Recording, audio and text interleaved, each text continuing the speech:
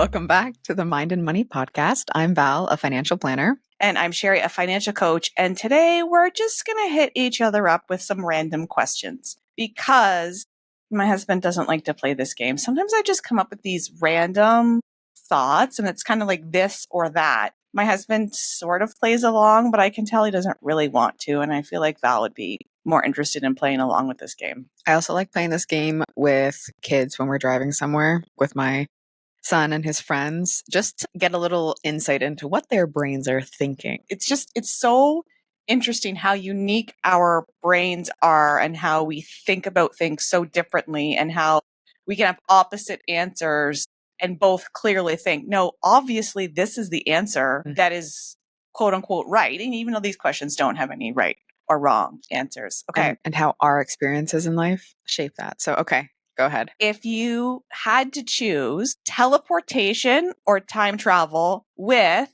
the time travel can't location travel. So if you're traveling 10 years back right now, you would be sitting right here too. But then you could drive places. Yeah.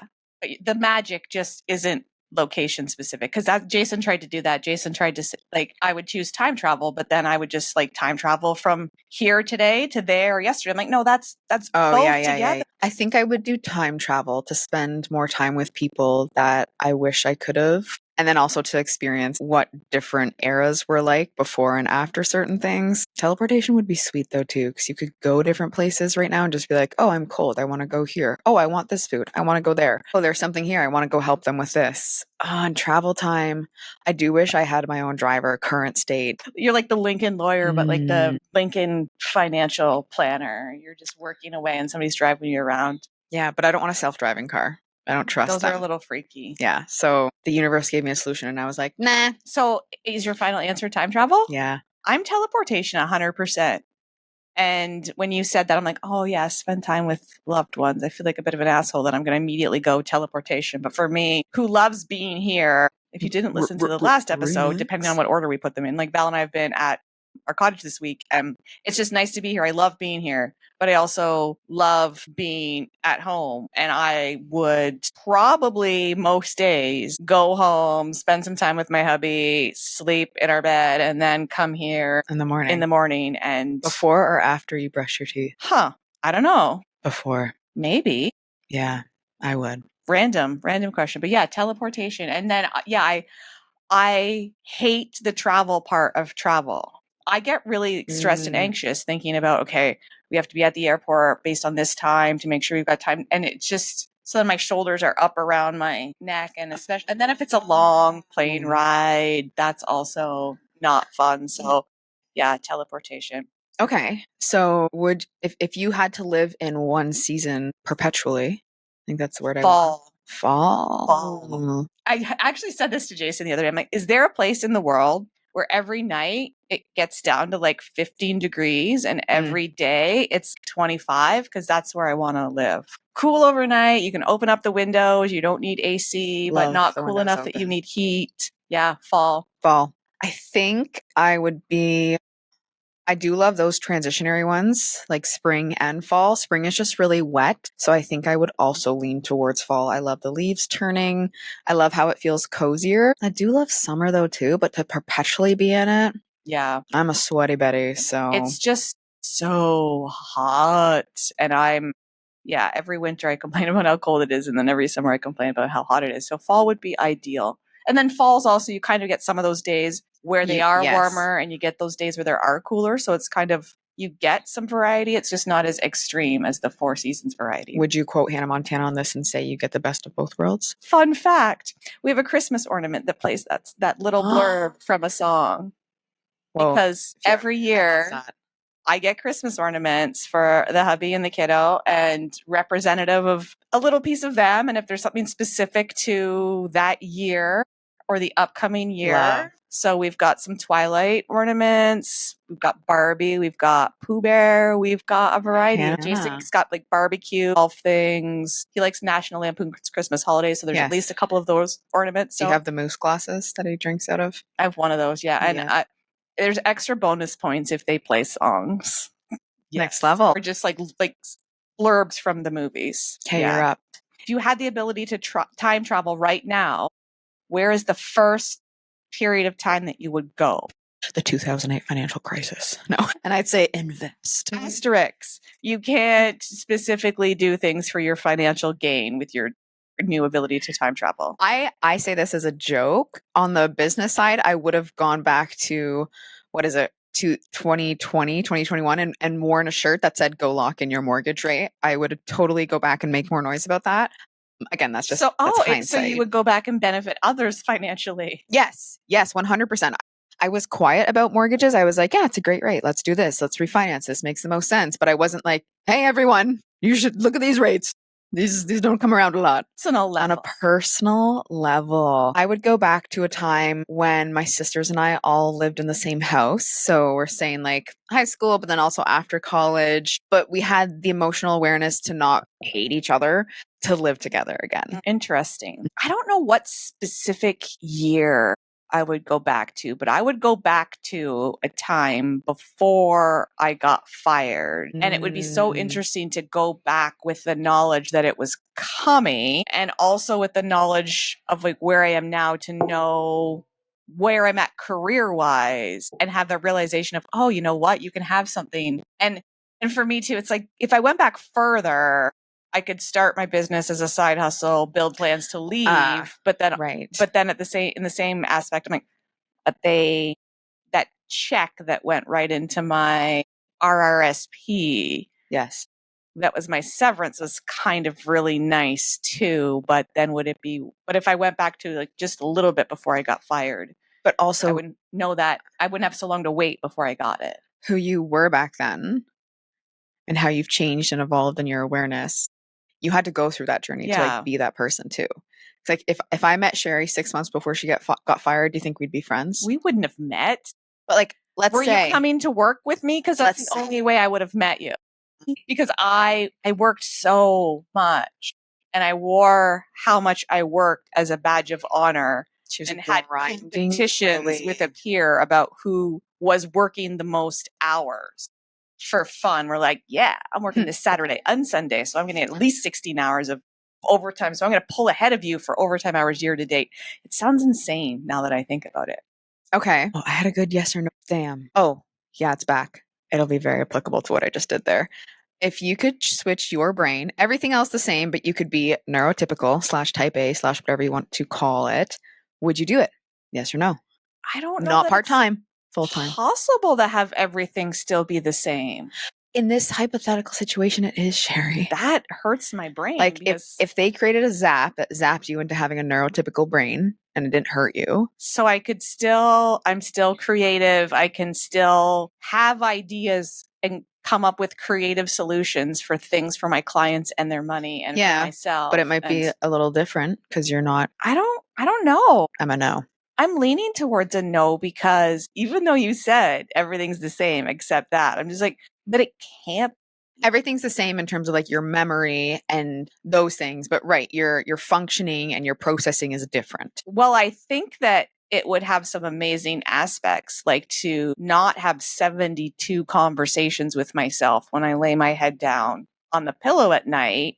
I really think I wouldn't be able to connect the dots the way I connect them for myself and see things as clearly as I do. Like I can hear a client or a potential client tell me aspects of their life, their financial life, or of their business that are challenging for them, or they've created roadblocks. And I just see with complete clarity, let's try, like, what do you think about trying this or this or this? And it's just like, I see their eyes be like, oh shit, that feels so aligned, so practical. So that's the solution I need. And my brain just spits them out for funsies. And if you've ever spent time with me and you didn't want 7 solutions to your problems that you shared with me, I apologize. At least you're aware. Like, we've got self-awareness here. Okay, I asked that last question, so it's your turn. You did answer the last one. You're a no. Yeah. You're a no. I'm a no. Although challenging, I think that I enjoy the way my brain works. It helps me with the work that I do. I like having, actually, Jenny Lee, who's an awesome human, gave me the idea of like having the container to do, like, have a chaos day, like start the dishes, start the laundry, like don't hold yourself to this. Go weed the garden for 5 minutes and then get bored and walk over to the chicken coop. Like, be the ping pong that you need to be. That's okay. Yeah, and we've spent so much time with these brains and come up with so many strategies to mitigate some of the challenges that I just think I would be perpetually bored. But in this scenario, do I remember what it's like to have ADHD? No, because you got zapped so hard. Yeah. I still think I'm a no as well. Yeah. And you can't go back. Yeah. If I could, I'd like a 7-day trial before I decide.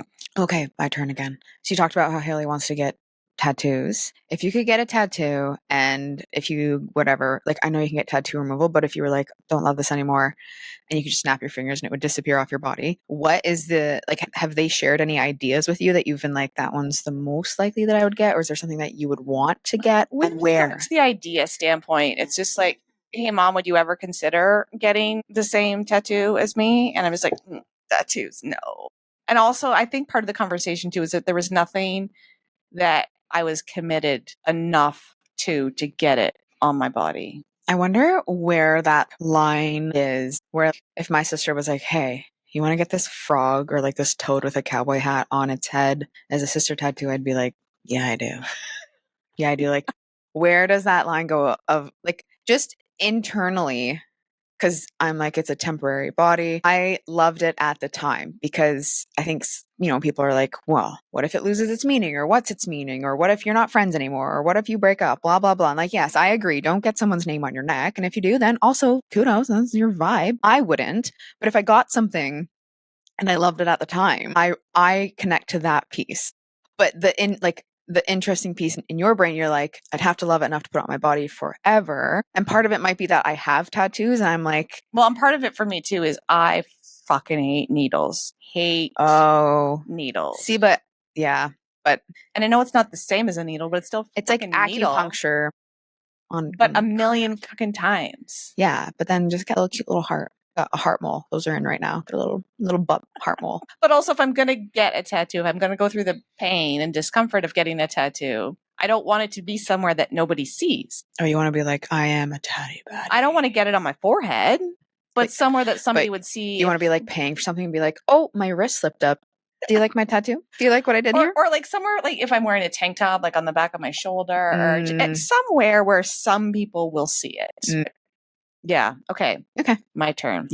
If you had zero concerns about anybody else in your life, nobody's gonna say shit about, what is something that you would do or would do differently right now? Like if nothing else relied on me to keep it alive? Sure. Is that what you mean? Take your own interpretation of the question. And I don't even know if I have an answer for this question. I think part of me goes, I would like to consistently go to bed earlier. And part of me goes, oh my gosh, I might miss out on something. Or, oh my gosh, that's when I decompress.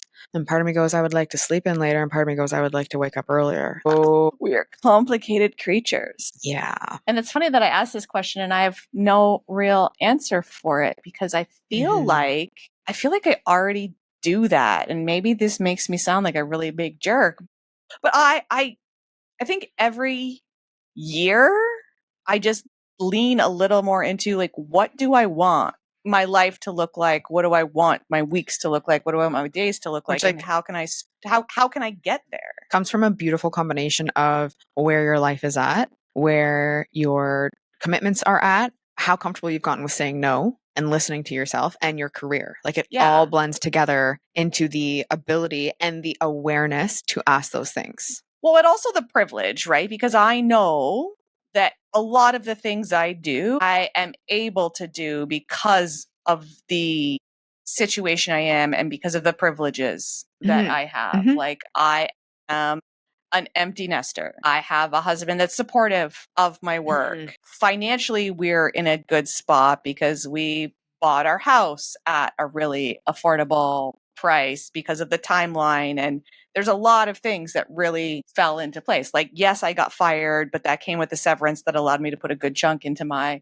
investments, which reduces financial pressure. So it's like really having nobody to answer to most like business hours.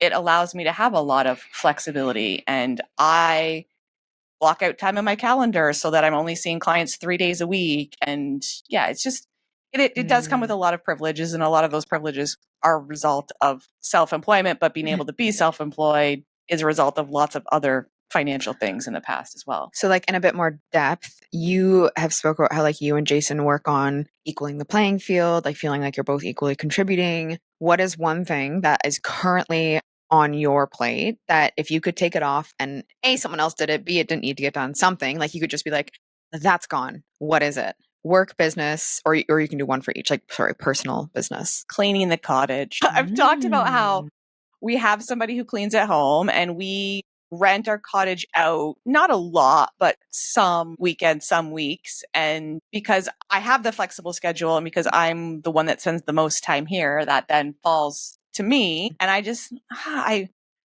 put a lot of pressure on myself that I want it to be perfect because honestly, Airbnb and the psychology of Airbnb is if you get bad reviews and then people don't see it and then... But then what is stopping you from finding someone in this area to clean it before someone comes in? Well, we had somebody the first year that we did it and part of the second summer. They were really good. And then I got burned. I had somebody who did it and I really think that she gave zero shits about it.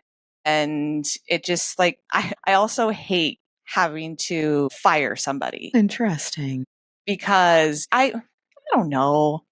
Maybe that's getting fire trauma. Interesting. Yeah. And so this, like the person that wasn't very good, I just stopped calling her. Yeah. But it's hard to find somebody who, and also it's the low frequency of how much we rent it, like 4, 5, 6 times a year. I kind of think it's more of a pain in the ass to try and find somebody. And then if it were me and I was cleaning a place 5, 6 times a year, it would be at the bottom of my list of priorities. So if somebody who I clean a place for them like every week, or they're constantly renting it to short-term renters, they're going to get my priority. So if they're supposed to clean my house on Tuesday and somebody else calls me like, oh, emergency cleaning on Tuesday. I got you. They're like, you're done. Okay. So you just don't hate it enough yet. Got it. And there's someone out there that would be the perfect fit for this. They're retired and they just want some cash. Their kids live in like Connecticut. They live within 5 kilometers of here. Shirley, maybe a business thing. Wait, what was the question again? Take it off your plate. It's done to your standard. It's done. Anything tech.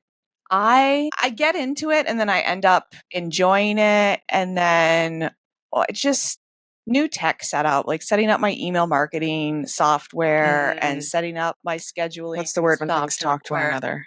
Like the integrations and the automations. Yeah. I like when they work and but part of the challenge for me too is I use a repurposing thing for social media where if I post here, it goes here, here, here, here automatically. And like the setup part of it, I like, but then if something goes wrong, and part of this I think is like lack of organization maybe isn't the right word, but it's this chain of events where it starts here and then it goes here, here, here. And then if something happens, like if there's a broken link in the chain, I have to get really deep into the weeds again and understand the whole kit and caboodle before I'm like, okay, let's... It's like troubleshooting. It's like the car won't start. Well, why is that? Is it this? Is it that? And then... But also, this is like the dueling things in my brain. For a period of time in my business, I had a VA who helped me with a lot of things. And we didn't work together for long enough to see that it was like... advantageous. Yeah, that like if they were going to get in to help with all of those things, but it felt like more mental effort to trust that somebody else was going to do it. So that kind of was a turning point for me to decide like, no, it's just me in my business and I'm going to do what I can do to support the number of clients and do the things that I can personally do without overworking the shit out of myself. So limiting the number of new clients that I take on and working with them in a way that I know is the most impactful. Like there's a lot of financial coaches that will do like a single session. And I did that for a long time, but I know, especially working with ADHD folks and ADHD entrepreneurs, I need more time. They need more time. They need more time. Everyone needs more time. We need a good chunk of time. So primarily working with people for at least 9 months. Now is the most impactful because trying to make things easier for me to just be me. What about you? Cute. I like that ending. Okay, you have to think of the last question while I'm doing this. I know that's a lot for our brains, but think about it. My personal thing that if I could just take it right off would be, can I just say like domestic duties?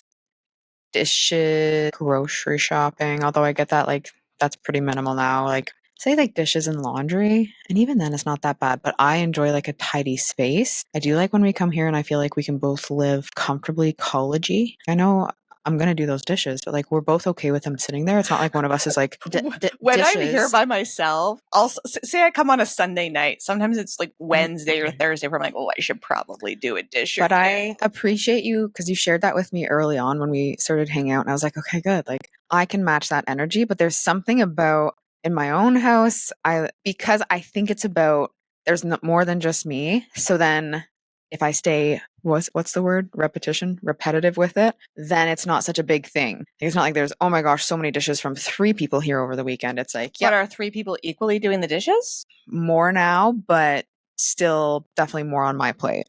Yeah. Yeah. So that's the personal side. I like the other stuff. Like I like gardening. I like doing stuff with the dogs. I like decluttering stuff. I like washing produce now and having it in containers to eat. I mean, like if it were done for me, I'm not complaining. But I'm like, oh man, the cherries are washed. I can just take it with me in the vehicle. Work-wise, definitely administrative things such as paperwork, small client care things like beneficiary changes, and follow-ups / scheduling. Mm-hmm. Yeah, you're the difference in the career path that we each have is yours comes with a lot more official paperwork. A lot more. So much more. I actually designed things so that I have as little paperwork to manage as possible and as few client related admin things. Like when a new client starts, it's heavier where they get the prep work, but that comes automatically and then I review it. And I use AI on my Zoom meetings to summarize things and give me a to-do list to make sure. Did you ever think of like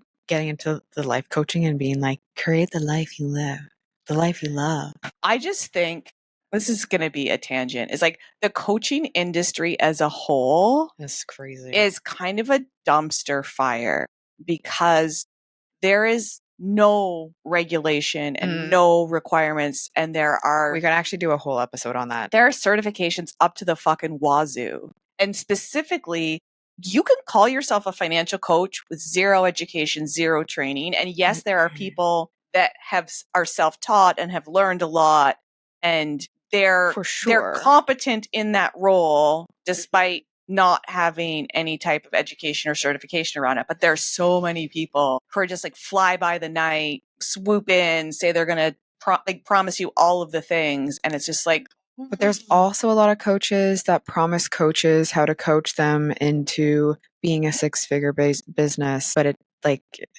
anyways, yeah, a conversation for another day. All right, you're up. If you could change one thing about your finances, either in how you manage it or where you're at financially, what would it be?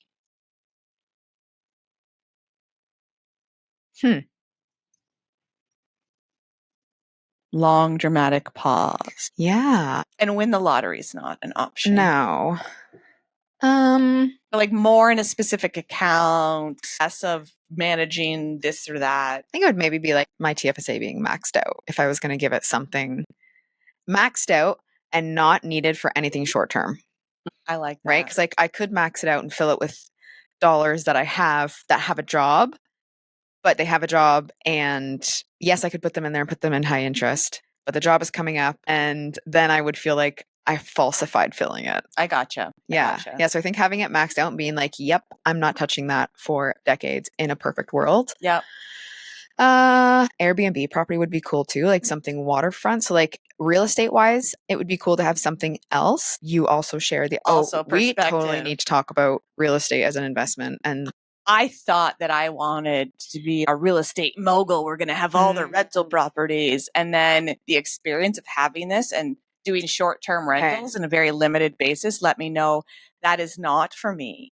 Zero stars because, and it's different because I'm very attached to this property because I spend a lot of time here. Right. And then when there's strangers here, I'm just like a little apprehensive about trashing the place. But knowing that there's people in a space that you're heavily invested in financially and that you don't know what they're doing. And in theory, maybe a long-term rental, I don't feel like that, but maybe I feel like that way worse. Yes, but I have the thing that I would change is I had the opportunity to buy a house when I was 19 for $180,000. I would have bought it. I would have made it work. Oh my God. Stop. It hurts so much to think about it. Anyways. It would be worth so fucking much right now. Yeah. So, but it was like not confident in my decision. I didn't feel like I had support from my partner. It was kind of like, yeah, if you want to go do it. But I didn't really talk to my parents. And I was just like, probably not. I was in college, like all of these things. But now I'm like, should have bent over backwards to make that work. But then how do you think it would have worked out if you had done that financially, knowing now what you know? How? I would have definitely worked with my parents to figure it out. Like they would have absolutely been on board if I brought a plan to them. I know it sold a couple years later for double the price. I could have had it as a rental, like so many options. Yeah. It is what it is. Yeah. I also would have bought a farm when I was 3. So whatever. I recall with as little as I remember from my childhood years, I remember vividly when I don't know how old I was. I was around the age where you played with Barbies because I had a Barbie Corvette and it was shiny and pink. And also aside, I didn't get the package of stickers and my friend had one and she got the package of stickers. So I didn't have like the mirrors and the license plate. Oh yeah, it was the worst. But I remember vividly saying when I'm older, I'm going to have 2 Corvettes. Interesting. And I remember my parents like, whatever. Yeah, hindsight, I want 0 Corvettes. No, that was on the wants list. Yeah. She gone. But one thing I would change financially, and this is something that I can change. So having the confidence to self-manage all of our investments, because right now I self-manage new money that we're putting in, and for the last like 3 or 4 years, any new money that I can totally help you with this. Let's do it. I was actually thinking about you yesterday. I'm like, I should just ask her. Yeah, and having somebody else manage the biggest chunk of it, which is primarily my work retirement stuff. But you want the confidence to manage it all. Yeah. And also the logistics of fucking moving it. Oh my God, it seems like such a headache. It's not. Because I tried to, I don't know if you ever, like there was a savings bond program that I used to contribute to off my paycheck every year. And then I use that money for Christmas. And there's just a little bit hanging out in it. And I tried to withdraw it and transfer it into my Questrate stuff. And I did something wrong and it didn't move. And the amount in there is like small. And so to go through all of that and then to not have it work, I'm just like, but if it was all of these funds I'm trying to move, like that would be so stressful and I would be irritated. So yeah. No. I know. And this is something we've kind of gone back and forth about, but because I check my Questrate investments way more often than I should. Okay. Like daily. Don't do that. No, don't do that. It's not emotion when I check it. It's just facts. And with the shitstorm that is our country to the south right now, sometimes I'll check them. And if my husband's home, I'll be like, they went down. What happened today? Yeah. So it's mainly like, this is my like political keeps you in tune. You're like, this is me reading the news. Yeah. Yeah, it is kind of like, this is my signal of like, do I need to read the news? Did something crazy go on today? So yeah, there's something that I can, like, you can't go back and buy a house you can't go back and buy that house for 180, but so that makes me feel like, because the thing I would do is something that I have the power to do. Let me help you. I just need to unpack it a little more. So what is something that you would change about your finances and think about, do you have the power, or can it better inform future decisions for you? And like, play this game, answer these questions that we've talked about, make up your own, ask a partner, ask a friend, or even just asking yourself. Like, it's a journey of getting to know yourself. It's a lifelong thing. So take the time. Thanks for listening to us ramble on. Yeah. Thanks for, and dear husband, if you're listening to this, I appreciate you listening to these questions again, and let's discuss your answers after dinner tonight. Love you. All right. Thanks for listening, and we will see you next time on the Mind and Money podcast.